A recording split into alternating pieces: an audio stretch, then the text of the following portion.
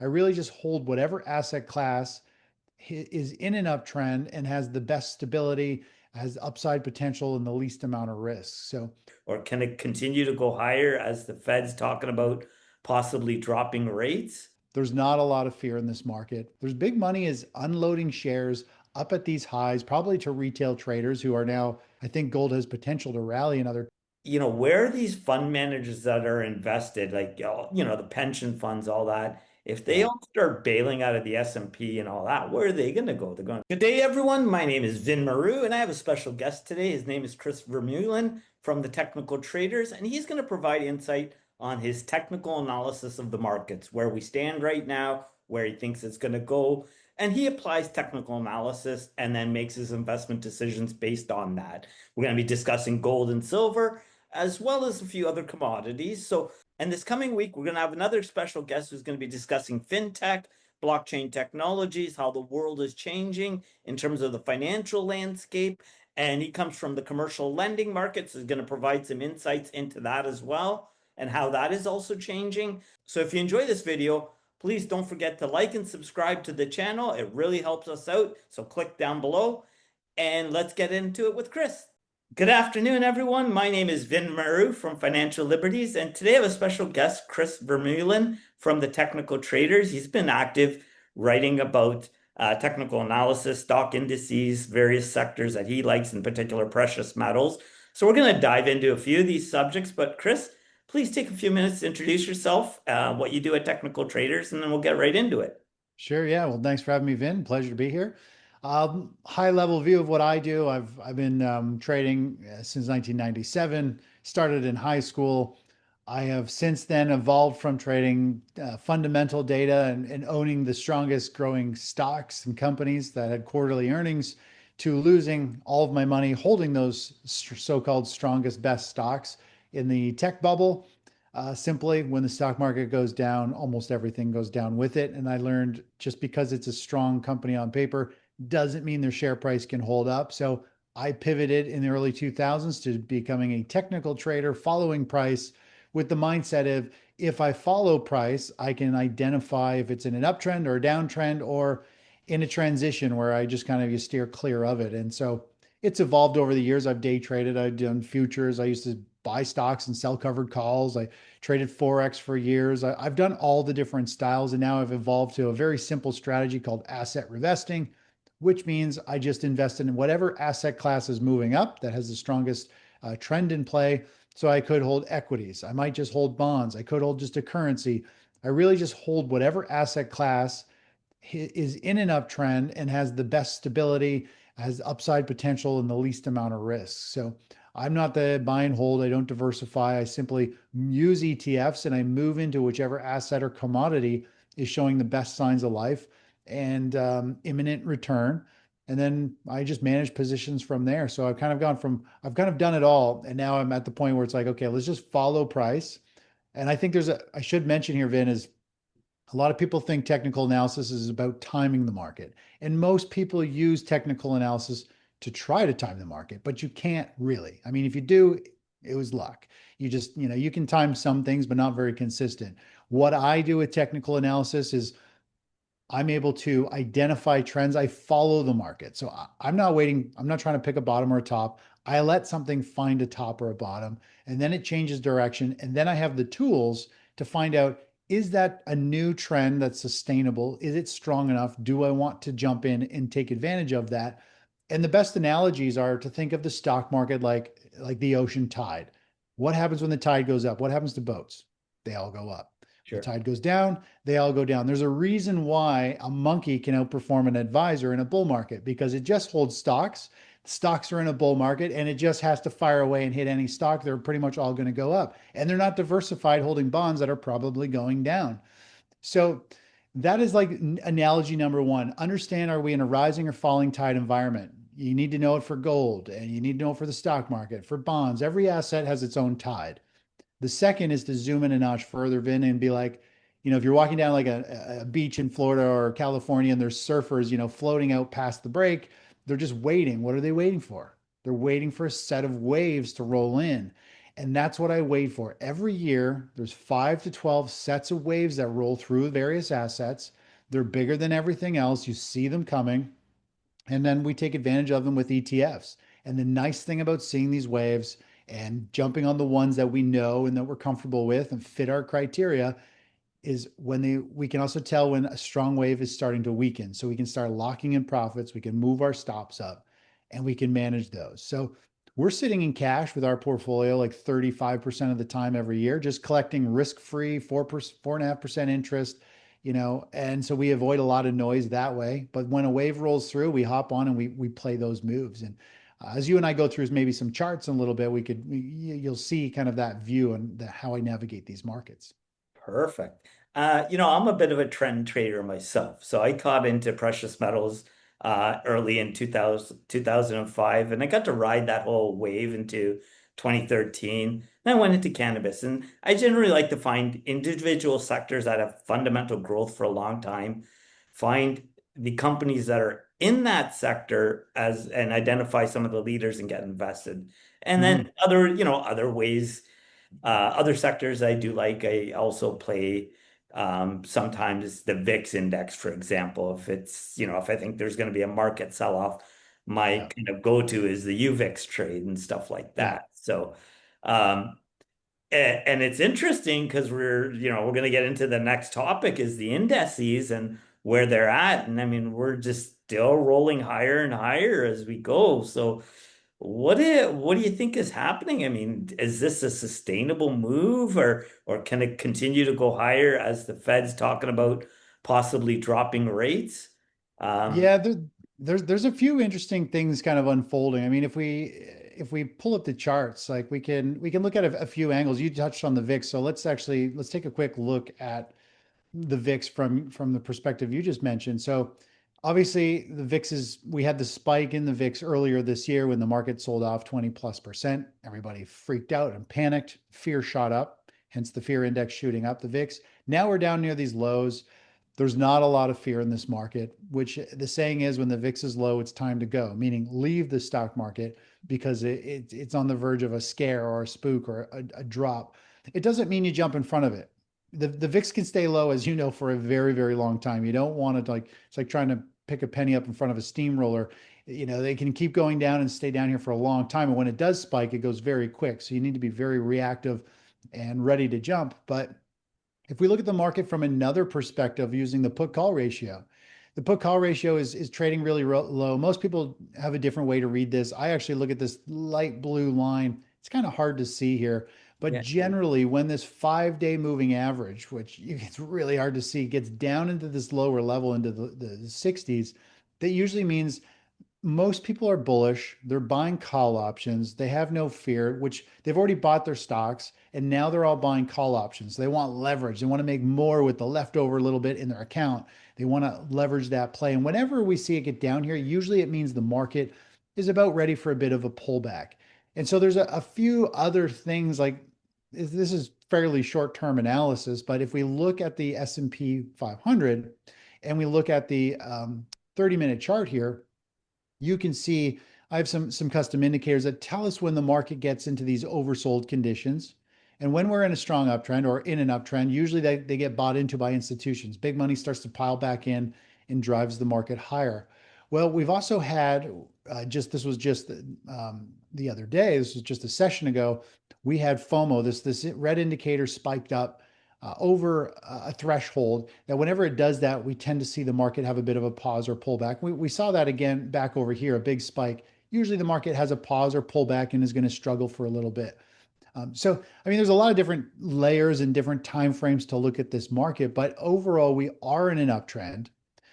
Short term, we're maybe a little bit overbought. The market might want to take a bit of a breather. And I like to look at the market from, most people look at the market from one or two layers. Like a fundamental trader looks at it from fundamentals, just the black and white on paper.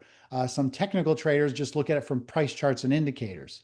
I like to look at the market with I call it intermarket analysis, it's like a 3D view of the market. So I look at price action using price and indicators and tools. I also look at time, multiple time frames. How are they all aligned or disaligned? And then I like to look at sentiment. What are people thinking and feeling, and what are they doing with their money, which is probably even more important than the trend itself in most cases, or equally important. And one of these tools that I've created allows us to identify when a trend starts to stall out. We start to get into kind of red bars and we see the market go down. This is when the sentiment is negative. This isn't based on trends of the analysis. This is telling us what people are doing and how they're betting with their money. And, right now it's really interesting. We're pushing up at all-time highs, yet we're flashing red. So the market is actually, the internals are weak. There's big money is unloading shares up at these highs, probably to retail traders who are now super energized from Oracle News. Yeah. And Larry, Ellison, now the richest man in the world. I love how he's always like, he flies under the radar, right? You never really hear of him.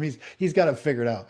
Um, but so there's a lot of different things, concerning me, and gold is one of them. When gold is outperforming and shooting up and becoming one of the most best long-term assets to hold, the monthly chart of gold is showing us, look at this move. When gold does this, it means the whole world's getting nervous. Something bad is about to happen. We just don't know when. And it's a warning sign. Like I always look at, it's like hive mentality, like planet Earth. Everyone on the planet, investors are moving towards gold. Not everyone, but we're definitely seeing a movement into gold because they're worried about real estate. They're worried about falling stock prices. They're worried about currencies. They're worried about all kinds of stuff. We have war, all of that, right? So people are like, get me out of the financial system. Give me physical pet rocks, gold pet rocks as my store of value. And so that's what's going on right now. And I think gold has potential to rally another 10, 20, maybe even 30% from where it is. It'll be a very strong parabolic move. Yeah. And the stock market could start to stall out. So the biggest takeaway now is like people need to realize the markets are getting a little overdone. We're in this scenario where um, you need a game plan. When the music stops, you better be able to identify when it has stopped and when the trend is reversed, because you don't want to be holding through a bear market that could last 3 to 5 years. And through that process, you lose half your wealth. It's not a very fun roller coaster ride. So that's kind of what I just help people. I see and identify, and they just ride my coattails. I manage my own money, but I share my trades for people to follow. And I kind of walk through this type of analysis almost daily to try to keep everyone calm and not too emotional. Right. And you've got a newsletter subscriber base that you market as well, right? I do, yeah, yeah. People can follow me on YouTube, The Technical Traders, or my website, thetechnicaltraders.com. And it's a financial newsletter. I share my trades, my exact portfolio allocations, all that stuff with subscribers, and we really just navigate this market together. And there's those waves that roll through the market every year. There's 5 to 12 of them. And so that's it. We have 5 to 12 portfolio adjustments throughout the year, and we just hold whichever asset is taking the lead, is showing signs of upward trends and has potential. And it's a pretty straightforward strategy. That's awesome. So you kind of mentioned that there's all this fear around the world, whether whether the real estate market's in a bubble and all of this. And yet we're seeing the indices at all-time highs. And I've studied the Austrian School of Economics, and I'm still wondering. They've always called it the crack up boom, and I'm just still wondering if the legs of the S&P and the Nasdaq go totally parabolic vertical first before we get that major crash. And Yeah. you pulled up the VIX. I'm glad you covered it with the analysis. I was looking at it yesterday, even actually kind of took a small position in the VIX, anticipating that September, Mhm. October seems to be the weaker months of the year. And I'm Yeah. kind of hoping that it plays out and the VIX spikes a little so the UVIX will go up. But again, there's this complacency and in the markets right now. And I always question is, where are these fund managers that are invested, like, the pension funds, all that, if they Yeah. all start bailing out of the S&P and all that, where are they going to go? They're going to go into the treasury bond market, gold maybe, because I don't know. Yeah. There's a lot of institutional participation in the gold market. I mean, Yeah. I mean, it'll be interesting to see where they go. I mean, I always find it, people always think the big institutions and the big funds, they know what they're doing. And I mean, they have huge money. It's hard for them to shuffle it around, but the reality is all those big funds lose their shirts in a bear market. They have to be invested. It's part of what they do, which sucks because it really handcuffs them. They're like, yeah, we're riding this down. Like we can diversify and try and reduce it, but still like they have to ride things down. And as you mentioned, seasonality wise, like this is how the S&P 500 moves on average throughout the year. And September is usually a down month. Yeah. October is usually volatile. So, the whole VIX play, we should see a VIX rally and pop probably over the next month. We should see like something happen in there and see a shot of fear and the VIX spike up. And, when we look at gold, gold's kind of the opposite. Gold should be going up. People are getting nervous. We tend to see gold rally from August into October. And they both kind of piggyback off each other. Right now, money's kind of more so generally moves into gold. They're nervous. People seasonality wise seem to sell stocks this time of year and they move somewhere else. And then come October, after the market has kind of probably washed out and spooked people and cleansed itself, people move out of gold and they're going to move into stocks for the holiday Christmas rally type of move that tends to happen. We usually see a very nice rally into the end of the year. Not always, but it's usually a nice turning point. So, yeah, I mean, I think your position with the VIX I think we're super close to a little pullback that could, pop the VIX. And we could have a much sharper pullback that could spike the VIX up, which that's the Yeah, lure of the hoping, but VIX. Yeah. have you started taking positions or hedging right now for possible sell-off for September and October? No, we don't do any hedging. We don't like I see that myself as more so trying to pick a top or bottom. I'll wait for the trend to reverse, Okay. change direction, and then once it's changed direction, we'll close out our position and then we'll move into something else. Could be bonds, could be the dollar currency, could be a cash position. So while we feel and see it coming, a pullback or a correction, we don't take action until it's actually started. That's the whole part of like following that we do. And that's just the way that our strategy is. So we don't have to like expose ourselves. It's kind of fighting the trend, right? The trend is up, so we don't want to fight that at this point. I know a lot of people are putting on hedges and getting ready for that, Mhm. but that's just not how I attack the markets. Now, there's also, I guess, the talk of the Fed dropping interest rates. How do you think that's going to play out in terms of the broader markets in gold?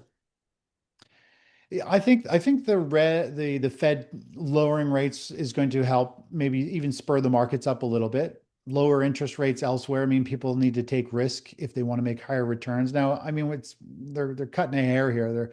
It's probably going to be a quarter or half basis point, and I don't think it's going to be huge shattering. But when we look at the bond market, we've seen bond prices really shoot up. As rates go down, bonds go up. So people are front running. They're getting into bonds and trying to anticipate it. A bunch of people trying to pick the bottom and get into position in place. Um, so if rates do start to go down longer term and continue to get multiple cuts, bonds will be a very good play. But if we go back and look at the bond chart, I mean, it peaked out way during COVID, right beginning of COVID here. It's Mhm. been in a very strong downtrend, and at this point, it's just a blip. It's just a bounce within a downtrend. Now it's trying to find a bottom. I know a lot of people have been positioning themselves, and they've been in here. Some of them have been in here for years already. Yeah. Some of them are back over here and they're underwater and they've been waiting. I mean, you do earn a return for holding it, but it's a volatile ride. I'm eventually waiting for this to like really turn a corner and build a launch pad and a base, and I think it'll have some substantial upside. But I don't want to hold something for years with limited return until it's in an uptrend because I want not only return, but I want it to go up in value as well. And that's like the whole strategy. Asset revesting is we reinvest our money into whichever asset is starting a new major trend. And so I'm bonds, my eyes are on bonds because I think it's that time is coming at some point, and it could be a great play um, for long-term investors and also to actively trade as it works higher. There'll be a time when bonds are good again, and the stock market, rolls over and has a pullback, and bonds go up, and we can just crisscross our positions, which is what we used to always do. But we haven't been able to do that since we've been in this major market top and a falling rate environment, or sorry, a rising interest rate environment. But everything has its ebbs and flows. What was once a great investment like bonds becomes the worst, and then it becomes eventually, the best again at some point. And a good scenario of this, Vin, is actually if we go back and look at these two charts. The one on the left is a candlestick chart of the S&P 500, and the yellow line is gold. Okay. And more or less on the right-hand side is our current situation of where we are right now. So if we were to just kind of look at the markets in 2007, this is the left side. The S&P 500 poked to new all-time highs. Gold was a top performer. It was shooting higher and continued to shoot higher as the stock market topped out and the stock market fell 20%. Gold shot up about 30 plus percent to the upside. Well, I believe we're in a similar scenario where the stock market right now is pushing to all-time highs. Gold is a top performer long term. I think eventually the equities market will start to have a bigger put in a top, and gold could keep shooting higher. And what's really interesting is if we compare what happened to the dollar back in that time, if we look at the chart on the left and we throw a green line on here, which is the dollar index, the US dollar index. The dollar index was the most hated asset. It was going down. Everybody says the dollar was collapsing. Nobody wanted to hold it.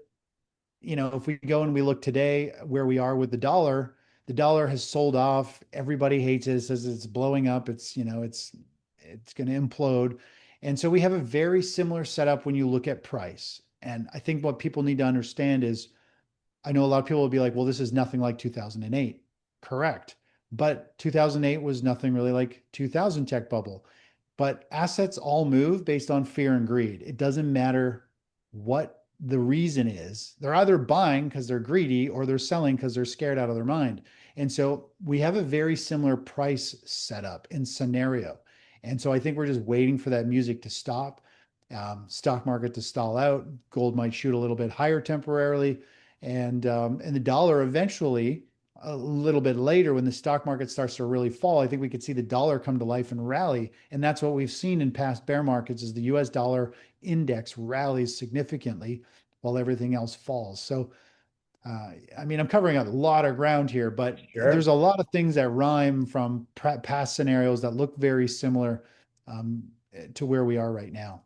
Now, in that scenario where the markets will sell off, the bond market will rise off this base, and the Mhm. dollar could rise, then that could put pressure on gold to actually come down in price. Do you think? Yeah, I think if we do enter like a recession and the stock market is in free fall mode, down 15, 20 plus percent, we'll probably see selling carry over to the gold market. Usually we see gold and silver. They're not immune to falling pricing. Really, when people get scared, they start to sell everything.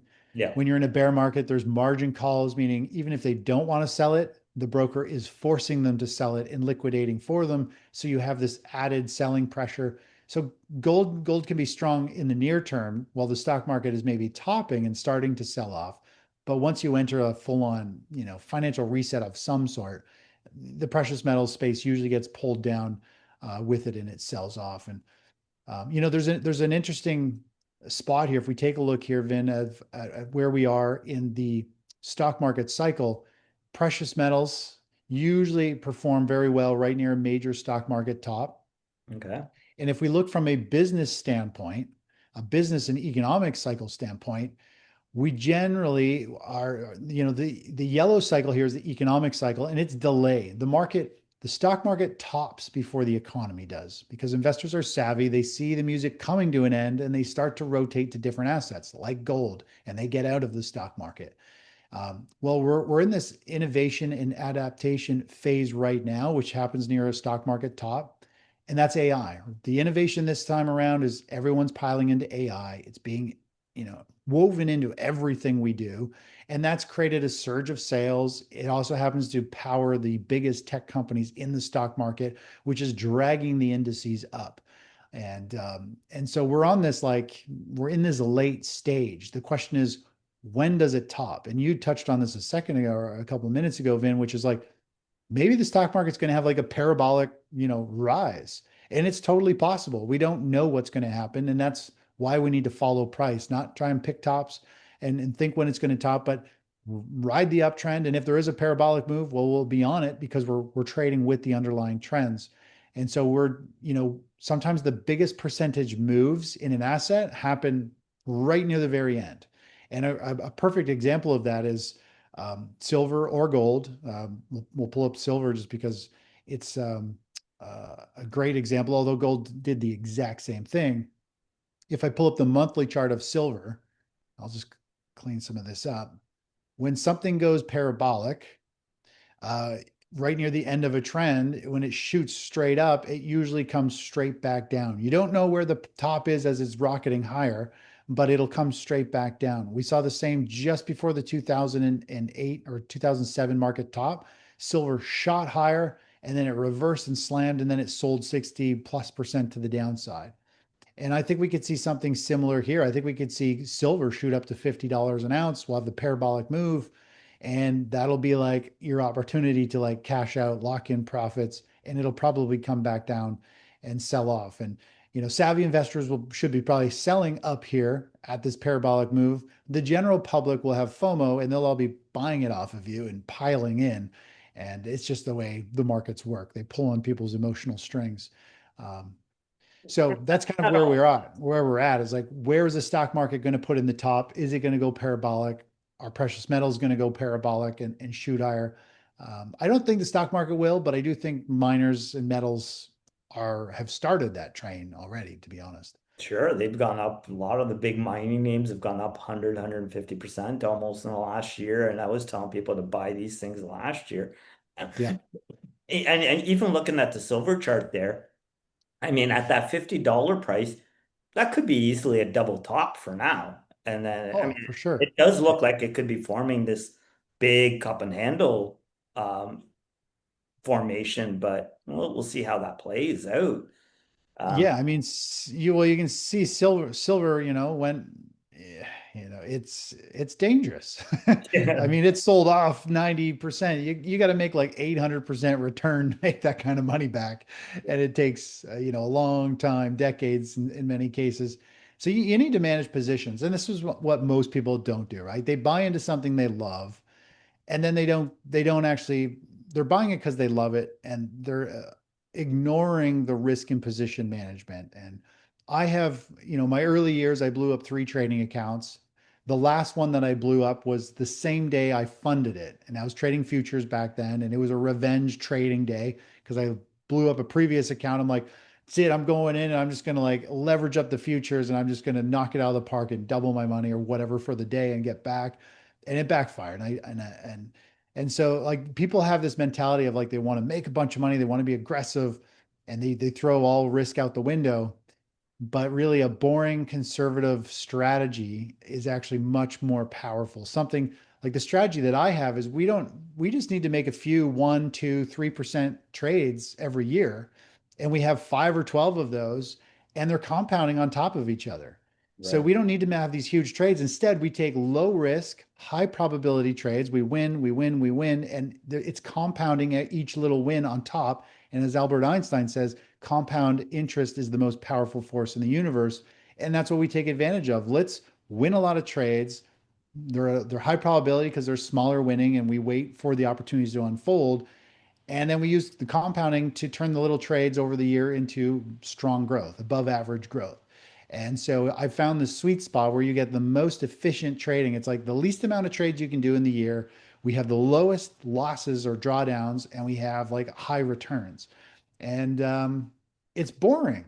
And people don't want boring, but boring is where the money's at. If it's boring, it means you have rules, you have systems, you know what's going on, you're not getting caught off guard.